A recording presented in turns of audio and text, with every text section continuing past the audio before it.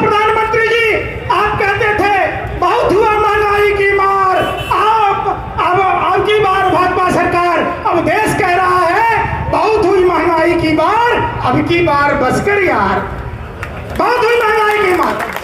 कहते थे प्रधानमंत्री जी कि दिल्ली में बैठा प्रधानमंत्री कमजोर है, ये आतंकवादी हमले कैसे होते हैं। आपका राज्यपाल सत्यपाल मलिक कहता है कि प्रधानमंत्री जी ने चुप रहने की बात की थी।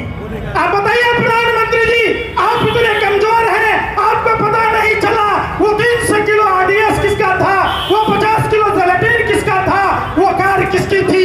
जब सीआरपीएफ के अधिकारियों ने चिट्ठी लिखी थी, इंटेलिजेंस का रिपोर्ट था, आपने बुलेट प्रूफ बस क्यों नहीं मुहैया करा। डीएसपी देवेंद्र सिंह जो 12 लाख रुपया लेकर आतंकवादी को ला रहा था, उसे सजा क्यों नहीं मिली। आपने नहीं बताया कैलाश विजयवर्गीय का राइट हैंड ध्रुव सक्सेना जो भारत की खुफिया जानकारी पाकिस्तान को कैसे दे रहा था। आपने नहीं बताया वो प्रदीप करूरकर के बारे में जिसकी 4-4 पीढ़ियां आरएसएस के संस्कार शाला में सीख कर आया, वो भारत की खुफिया जानकारी पाकिस्तान को कैसे दे रहा था। कि आजादी की लड़ाई में 2600 लोगों को उम्र कैद की सजा हुई, 2100 लोग सिख कम्युनिटी से थे, 221 लोगों को फांसी की सजा हुई, 193 लोग सिख कम्युनिटी से थे। आपने उनके बारे में कहा जब किसान हमारे आंदोलन कर रहे थे, 3 कृषि काला कानून के बारे में कह रहे थे मन का दूरी है, थोड़ी सी बात है। आप घरियाली आंसू बहा रहे थे, आपने एमएसपी पर कानून बनाने की बात की, आपने कहा कृषि के लागत पर 50% जोड़ कर एमएसपी तय करेंगे। प्रधानमंत्री जी, आप कह रहे थे भाइयों बहनों मैं किसानों को समझा नहीं पाया। किसान जली को आग कहते हैं, बुझी को राग कहते हैं। जिस बकवास को सुनकर देश की जनता का हाल बेहाल हो जाए, उसे मोदी जी की मन की बात कहते हैं। मोदी जी मन की बात कहते हैं। मन की बात हिंदू धर्मशास्त्र में 16 संस्कार हैं, उन संस्कारों में 2 चुटकी सिंदूर की कीमत नरेंद्र मोदी जी नहीं जानते हैं। जो आदमी अपनी धर्मपत्नी के बारे में नहीं सोच सकता, वो हमारे और आपके बारे में क्या सोचे। मांग में सिंदूर भरना कोई दस्तूर नहीं है, कोई रस्म और रिवाज नहीं है। इस बात का प्रतीक है कि मांग में सिंदूर भरने वाला उसका पति जब तक जिंदा रहेगा अपनी पत्नी की देखभाल करेगा। लेकिन प्रधानमंत्री जी 7 वचन निभाने की बात तो दूर की बात है, एक जन्म भी नहीं निभा पा रहे। आप सबने देखा है और कहते बातें राम मंदिर का कैग ने जो रिपोर्ट दिया पूरे देश के सामने है। अभी भाजपा के एक नेता ने कहा गुरुद्वारे पर बुलडोजर चला देंगे। अरे भैया, आज अगर हम चंदन लगाते हैं, भाजपाइयों कम से कम शर्म तो करो। गुरु गोविंद सिंह ने अपने बच्चों की कुर्बानी दी थी, तब जाकर धर्म बची थी।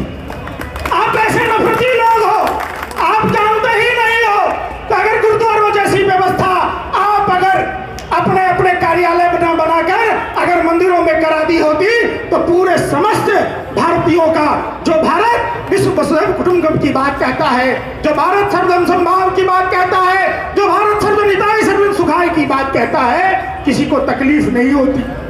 ऐसे बिगड़े बोल हैं। भाजपा एक सर्कस रूपी पार्टी है, जहां अलग अलग कलाकार हैं, वो अलग अलग बयान देते हैं, फिर पार्टी का सुप्रीमो कहता है हमने उसको निकाल दिया। अरे भैया, गजब का तमाशा है। पहले तो आप देश में नफरत घोलते हो और सत्य सनातन हिंदू धर्म ही नहीं सभी धर्म इंसान की सेवा की बात कहता है। जो धर्म, ऐसा कोई धर्म बता दीजिए जहां मानव सेवा की बात ना हो। पता नहीं भाजपा के लोगों को वो धर्म क्यों नहीं दिखता, क्यों नहीं दिखता। प्रधानमंत्री जी, आप कहते थे बहुत हुआ महंगाई की मार, अब की बार भाजपा सरकार, अब देश कह रहा है बहुत हुई महंगाई की मार, अब की बार बस कर यार, बहुत हुई महंगाई की मार। कहते थे प्रधानमंत्री जी कि दिल्ली में बैठा प्रधानमंत्री कमजोर है, ये आतंकवादी हमले कैसे होते हैं। आपका राज्यपाल सत्यपाल मलिक कहता है कि प्रधानमंत्री जी ने चुप रहने की बात की थी। आप बताइए प्रधानमंत्री जी, आप इतने कमजोर हैं, आपको पता नहीं चला वो 300 किलो आरडीएक्स किसका था, वो 50 किलो जिलेटिन किसका था, वो कार किसकी थी। जब सीआरपीएफ के अधिकारियों ने चिट्ठी लिखी थी, इंटेलिजेंस का रिपोर्ट था, आपने बुलेट प्रूफ बस क्यों नहीं मुहैया कराया, आपने एयरलिफ्ट क्यों नहीं कराया। आज भी मां भारती के लाल जो शहीद हुए, उनके दिवंगत शहीदों के परिवार के लोग ये पूछता है भारत, और भारतीय जनता पार्टी पर थूकता है भारत। जब पूछते हैं आपने कहा था शहीदों के नाम पर वोट पड़ सकता है क्या, देश ने आपको वोट दिया था, आपने जो हमारे मां भारती के लाल शहीद हुए उनके गुनाहगारों को आज तक सजा नहीं मिली।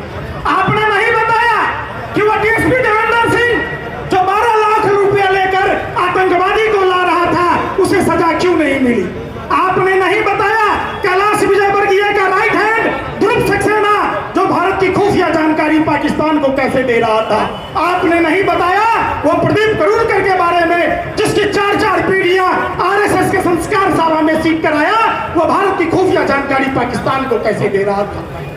भाजपा के एक नेता कहते हैं कि इंडिया पाकिस्तान का मैच। अरे भैया, इनका पाकिस्तान का प्रेम देखिए।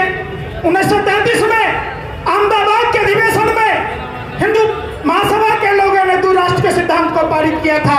1941 में बंगाल प्रेसिडेंसी में सरकार बनाई थी गुलाम हुसैन उदौला खां, और श्यामा प्रसाद मुखर्जी के साथ श्यामा प्रसाद मुखर्जी वित्त मंत्री बने थे, द्वि राष्ट्र के सिद्धांत को पारित किया था।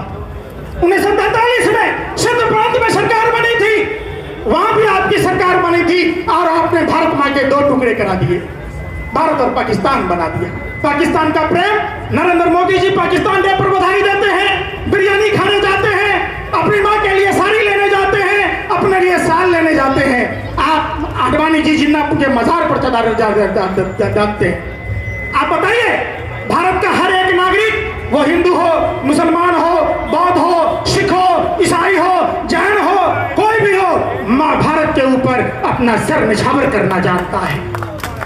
हमने देखा है जब गोरे अंग्रेजों से लड़ाई चल रही थी, हजारों की तादाद में उन उलेमाओं को पेड़ से लटका दिया गया था। देश की आजादी की लड़ाई में 2600 लोगों को उम्र कैद की सजा हुई, 2100 लोग सिख कम्युनिटी से थे। 221 लोगों को फांसी की सजा हुई, 193 लोग सिख कम्युनिटी से थे। आपने उनके बारे में कहा, जब किसान हमारे आंदोलन कर रहे थे, 3 कृषि काला कानून के बारे में कह रहे थे मन का दूरी है, थोड़ी सी बात है, आप घरियाली आंसू बहा रहे थे। आपने एमएसपी पर कानून बनाने की बात की, आपने कहा कृषि के लागत पर 50% जोड़कर एमएसपी तय करेंगे। प्रधानमंत्री जी, आप कह रहे थे भाइयों बहनों, मैं किसानों को समझा नहीं पाया। किसान बिल किसानों के कुर्बानी का नतीजा है। 700 से अधिक देश के किसान, पालनहार, अन्नदाता किसान भाई, भगवान श्री कृष्ण कहते हैं राजा से बड़ा होता है किसान। हे महादेवी, राजा सिर्फ राज्य का पालक होता है, किसान पूरी मानवता का पालक होता है। जो भगवान श्री कृष्ण समझा कर गए, वही उसी चीजों का हम लोग अनुसरण करते हैं। हमने देखा है देश के किसानों के लिए वो कोबरा वायर लगा दी गई थी, जो खेत में जंगली जानवरों के लिए नहीं लगाया जाता। वो लोहे के सूल लगा दिए गए थे, जो अंतरराष्ट्रीय सीमा पर लगाई जाती है। आपने देश के किसानों को दिल्ली के बॉर्डरों पर साल भर तक ठंडे में ठिठुरता मरते देखा, आपने गर्मी में देखा, आपने बरसात में देखा, लेकिन प्रधानमंत्री का दिल नहीं पसीजा। इतने कठोर दिल लोग हैं। अगर ये पारिवारिक लोग होते, संसारिक लोग होते, घर में अगर मोदी नहीं मदारी है, झूठ बोलने की इनको पैदाइशी बीमारी है। मोदी जी अगर दादे के सच्चे होते तो मोदी जी के भी बच्चे होते, तब ये तोता और मोर नहीं नचा रहे होते, कभी मगरमच्छ के आंसू रो रहे। आपने कहा किसानों के लिए हम भाइयों बहनों मित्रों 2022 में किसानों की आय दुगुनी कर दी। 2023 है प्रधानमंत्री जी, देश ने देखा है, आपके झूठ को देखा है, आपके झूठ के पहाड़ को देखा है। किसानों की आय दुगुनी होनी तो दूर की बात है, आपने लागत चौगुनी कर दी। आपने कृषि उपकरणों पर जीएसटी लगा दिया।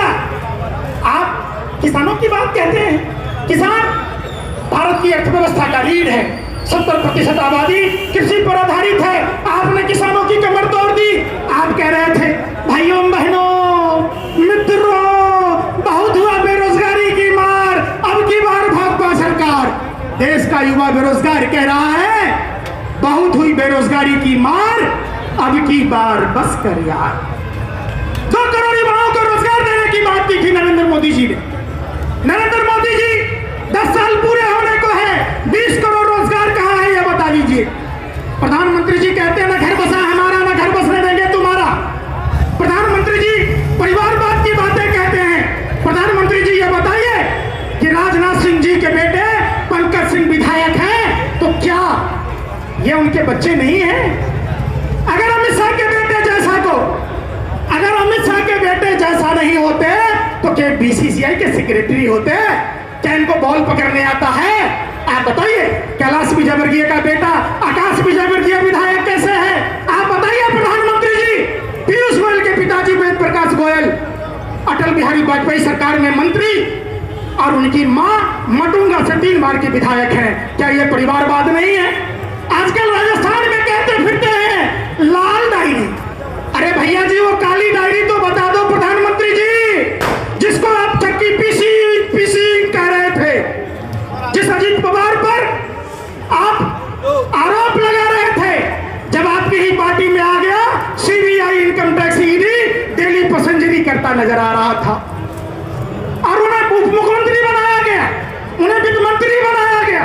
जिस छगन भुजबल पर महाराष्ट्र सदन घोटाले की बात कह रहे थे भाजपा के लोग, उनके साथ मंत्रिमंडल में जिस एकनाथ शिंदे, भावना गवली तमाम लोगों पर आरोप लगाया करते थे, उनके गोद में बैठकर गलबहियां करते हैं। देखिए हसन मुश्रीफ पर 40,000 किसानों से 10-10 हजार रुपए लेने का आरोप था। आपने हसन मुश्रीफ को मंत्री बनाया। आपने शुभेंदु अधिकारी के बारे में कहा, पूरे देश में देखा स्टिंग ऑपरेशन में रुपयों का लेन देन होते।